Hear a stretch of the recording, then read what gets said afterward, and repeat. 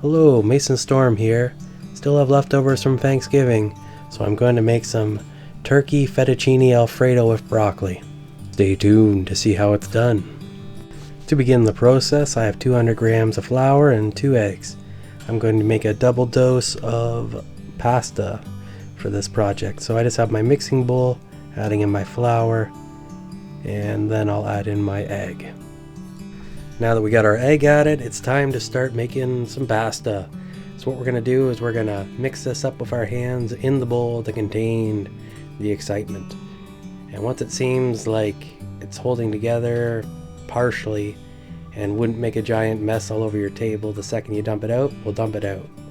Just like that. And now the real fun begins.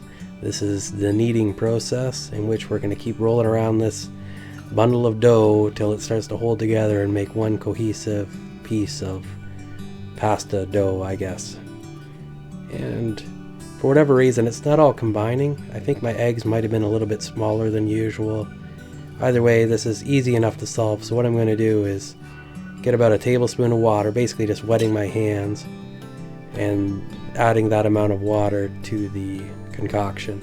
And that's enough to get it to start absorbing everything completely. That way we're not left with these clumps of dough on the counter. And once everything's all kind of combined and we've mixed it long enough, we'll just have to set this aside. So I'm just going to put it inside a plastic bag, zip it up, and set the timer for 10 minutes. And while we're waiting for that, we can make our main dish. To do that, we'll need 2 cloves of garlic, some nutmeg, 1 cup of Parmesan cheese, 2 cups of heavy cream, half a cup of butter, 2 cups of turkey, and 2 cups of broccoli. First, we'll start making our sauce. To do that, we'll get a saucepan on the stove on medium heat. Now we'll add our butter into our saucepan, and then we'll start to let it melt a little bit. Get the pan up to temperature, because we don't want to pour our cream into a cold pan. Now that our pot is up to temperature, we'll dump in our cream and our garlic. And now to move on to bigger and better things. But before we do that, we're just going to give this a quick little stir, and then we're going to move over to the other side of the stove. And here we'll put down a nice big pan. And here's where we're going to combine everything in the end. We'll put ourselves on medium heat, and in this big pan we're going to add in our broccoli as well as our turkey. Now we'll just change to a different angle so you can see both. So we can stir our sauce, and why not add a little bit of olive oil to our turkey and broccoli. The broccoli that I've selected for doing this is frozen broccoli, so it still needs to be cooked. So I'm just going to cook the broccoli and turkey together and just keep stirring the sauce as it gradually cooks. The Alfredo sauce takes quite a while to cook, and what you're going to see here is that with the temperature I have it set at, sometimes it starts simmering and then it kind of bubbles up, and when it starts doing that, you just stir it a little bit and it will settle back down. You don't want it to overflow. Meanwhile, at the same time, we're trying to cook down the broccoli and the turkey so that they're nice and cooked, pre-cooked, so when we add all the sauce and the noodles later on, that it's all good to go and all ready to eat. And once the sauce starts to really thicken up, then we can put our water on.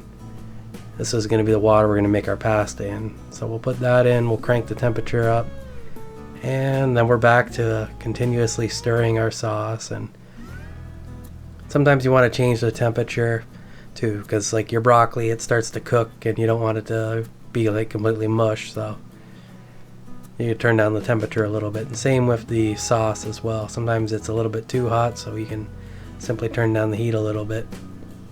And every now and then you want to check for the thickness of your sauce to see if it's going the right direction. If it seems like it's really thickening up, you can lower the temperature so that way it cooks a little bit slower, because we want to have everything all done and ready at the same time. Now that our sauce is getting a little bit closer, I'm just going to grate in some of my nutmeg. Don't know how much exactly I put in, but the correct amount. And make sure you don't drop your nutmeg and have it roll across the room, because that may or may not have happened to me. And now as well, we can add salt and pepper if we so choose. And I think it's a good idea to put some of that in. So add a little bit, give it a taste. If it needs more, throw more in, give it a taste, get it the way you want it to be. Either way, our water is about boiling, so we might as well get our pasta on the roll now. Now I've used this pasta maker quite a few times now, and every time I use it I get a little bit better at it. So what I did here is I just cut my dough into 3 different pieces, and I have a little bit of flour on them. That way they're not super sticky. And I'm just going to run them through to get them to the thickness that I want, which is a number 5 on the gauge. And I think I have links on Amazon to get one of these pasta makers, and if you really like pasta, I definitely recommend getting one of these because it's so much better than store-bought pasta. And we're just going to keep running that through till we get to the right thickness we want, and then we're going to put a little bit more flour on it, and then we can cut it to the edge or whatever so we can get it through, and then we can put it through the other set of rollers and get it into our fettuccine shape, and then just set it on a plate. Now it's important to have the flour on before you run it through the fettuccine device, because otherwise it will stick like crazy. It will just stick into itself and it will be just a spider web of pasta that won't separate from itself when you dump it in the water. So that's very important. And then once you get in kind of your rhythm, you just keep running it through, and before you know it, you have all your pasta ready. And we'll just finish up this one here. Couple more runs through, a little bit of flour. Now that's all good and floured, there's the slice into the fettuccine. There we go. Another perfect set. I just have a plate off camera that I'm throwing it into. This last one here is a little bit small. Probably could have just done it all in 3, but well, it is what it is. Next time I'll do it that way. Either way, that's the end of preparing our pasta. And now that we're done with that, we'll go check our sauce again. Looks like it's about done. So I'm going to turn the heat rate off, and we're going to add in our Parmesan cheese and give it a quick stir to make sure it's all melted in. And that's kind of the end of that sauce. Although I lied, I just turned it down to low and now it's off. Perfect.